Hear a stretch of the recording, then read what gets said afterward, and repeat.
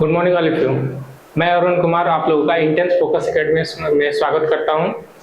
आज मेरा पहला लेक्चर है मेडिकल सर्जिकल नर्सिंग का। आज मेरा टॉपिक है इंट्रोडक्शन टू एमएसएन। आज हम लोग देखेंगे कि मेडिकल सर्जिकल नर्सिंग का नर्सिंग में क्या इंपॉर्टेंस है और कैसे मेडिकल सर्जिकल नर्सिंग को हम लोग डील कर सकते हैं। ये सभी चीजें आज हम लोग देखेंगे मेडिकल सर्जिकल नर्सिंग में। आज का पहला लेक्चर डिफिनेशन।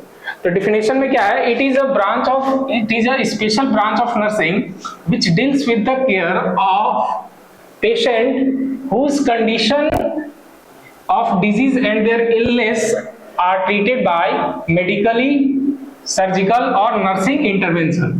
तो एमएसएन क्या है? हमारा एक स्पेशल ब्रांच ऑफ नर्सिंग है जिसमें हम लोग पेशेंट का केयर करते हैं और ट्रीटमेंट करते हैं उनके डिजीजेस का by the help of medical intervention, surgical intervention और नर्सिंग इंटरवेंशन के द्वारा। मेनली एमएसएन में है 3 पार्ट्स हम लोग देखेंगे। First one is known as medical nursing, second one is known as surgical nursing and third one is known as nursing care. तो उसके बाद अब हम लोग देखते हैं मेडिकल नर्सिंग के बारे में। तो it is a branch of science which deals with the treatment of illness. ये मेनली फोकस करता है ट्रीटमेंट पे by the use of drugs, diet, exercise and other non surgical means. तो मेडिकल नर्सिंग क्या है? It is a branch of science which deals with the treatment of illness. इसमें disease को हम लोग क्योर करते हैं, उसका ट्रीटमेंट करते हैं। किसके किसके द्वारा? तो वो हम लोग देखेंगे। पहला ड्रग्स के द्वारा, सेकेंड डाइट के द्वारा, एक्सरसाइज के द्वारा और अदर नॉन सर्जिकल मीन्स के द्वारा। नाउ अब हम लोग इसका एमएसएन का सेकेंड पार्ट देखेंगे, that is known as surgical nursing. Surgical nursing क्या है? It is a branch of science which deals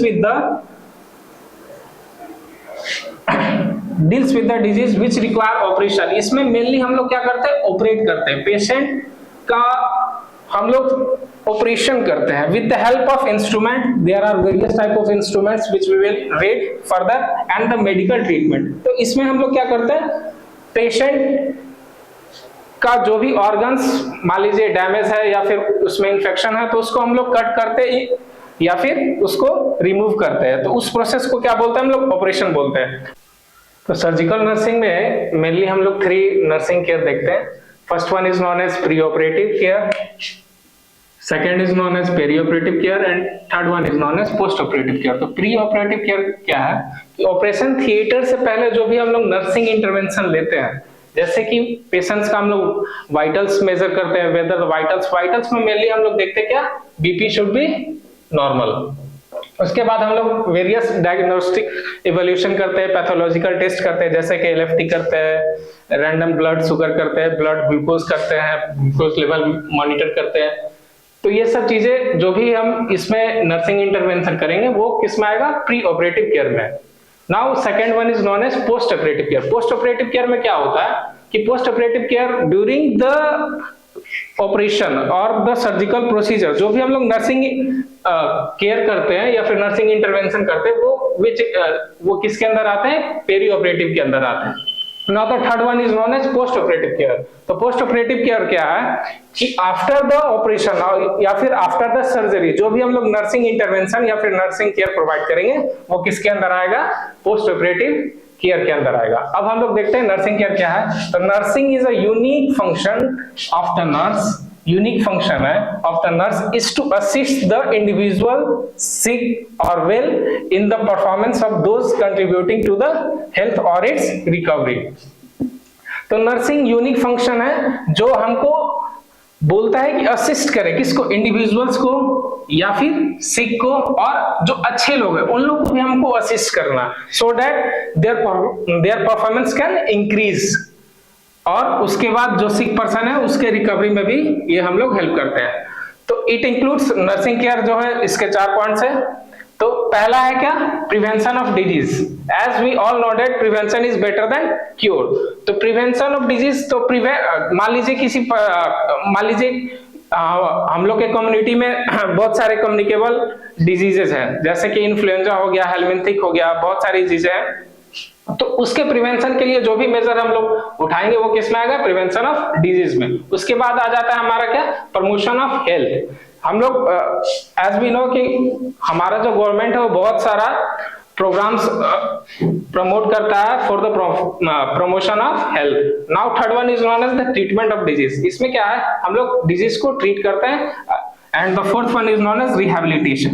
After the treatment, we should provide some health teaching to the patient so that their health can increase or so that they can come to their normal life या फिर daily routine.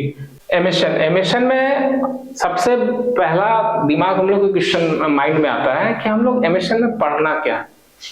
तो the answer is diseases. इसमें emission में हम लोग diseases के बारे में पढ़ते हैं। तो now the second question arises that how to study diseases. How to study diseases, diseases को हम लोग कैसे पढ़ते हैं। तो इसका एक प्रॉपर सीक्वेंस है। क्या है, एक प्रॉपर सीक्वेंस है, वो अब हम लोग देखेंगे। प्रॉपर सीक्वेंस, फर्स्ट हम लोग इसमें क्या करते हैं, इंट्रोडक्शन देते हैं। पहला हम लोग क्या करते हैं, डिजीज के बारे में introduction. Second one is definition, third one is etiological factor, fourth one is pathophysiology, fifth one is clinical manifestation, sixth one is diagnostic evolution और seventh is management। तो पहला अब हम लोग देखते हैं इंट्रोडक्शन। इंट्रोडक्शन में क्या करेंगे, हम डिजीज को क्या करेंगे, इंट्रोड्यूस करते हैं कि वो किस सिस्टम का है, क्या होता है इसमें, ये सब जो भी चीजें हैं वो हम लोग देखेंगे क्या, इंट्रोडक्शन में। उसके बाद आता है क्लिनिकल डिफिनेशन। तो डिफिनेशन में हम लोग क्या करते हैं, क्लिनिकल डिफिनेशन लिखते हैं। इसका क्या करते हैं हम लोग, क्लिनिकल डिफिनेशन, उस डिजीज के बारे में डिफाइन करेंगे। Now the third one is aetiological factor. Aetiological factor क्या है, इसमें हम लोग माइक्रोब्स के बारे में देखते हैं। माइक्रोब्स जैसे कि बैक्टीरिया हो गया, वायरस हो गया, फंजाई हो गया, ट्रॉमा हो गया, RTA that is road traffic accident हो गया। बहुत सारे एटियोलॉजिकल फैक्टर होते हैं, वो हम लोग इसमें कंसीडर कर सकते हैं। उसके बाद आ जाता है हमारा क्या, पैथोफिजियोलॉजी। पैथोफिजियोलॉजी में क्या होता है मेनली कि हम लोग देखते हैं डिजीज कैसे कौन कौन से स्टेजेस के द्वारा हम लोग को अफेक्ट करता है और किस स्टेज में कौन सा सेल को अफेक्ट करता है और कौन से सिस्टम के द्वारा प्रोलिफरेट करेगा। उसके बाद आ जाता है हमारा क्या, क्लिनिकल मैनिफेस्टेशन। क्लिनिकल मैनिफेस्टेशन में क्या देखेंगे, जनरली हम लोग साइन एंड सिम्टम्स देखते हैं। साइन एंड सिम्टम्स देखते हैं। तो साइन क्या होता है, sign are objective in nature, इसके बारे में हम लोग डिस्कस करेंगे अभी नहीं, बाद में। और सिम्टम्स क्या होते हैं, सब्जेक्टिव होते हैं। नाउ उसके बाद आ जाता है हमारा क्या, डायग्नोस्टिक इवोल्यूशन। डायग्नोस्टिक इवोल्यूशन क्या है, तो इसमें हम लोग क्या करते हैं, बहुत सारे हमारे इवोल्यूशन है, पैथोलॉजिकल इवोल्यूशन है, रेडियोलॉजिकल इवोल्यूशन है। तो बहुत सारे डायग्नोस्टिक इवोल्यूशन है जो कि हम लोग देखेंगे, जैसे कि यूएसजी हो गया, एक्सरे हो गया, एमआरआई हो गया, सीटी स्कैन हो गया, एलएफटी हो गया, केएफटी हो गया। बहुत सारी चीजें हम लोग इसके अंदर कंसीडर कर सकते हैं। उसके बाद आ जाता है लास्ट हमारा मैनेजमेंट। मैनेजमेंट में हम लोग 3 पार्ट्स में देखेंगे। पहला हो जाता है हमारा मेडिकल मैनेजमेंट।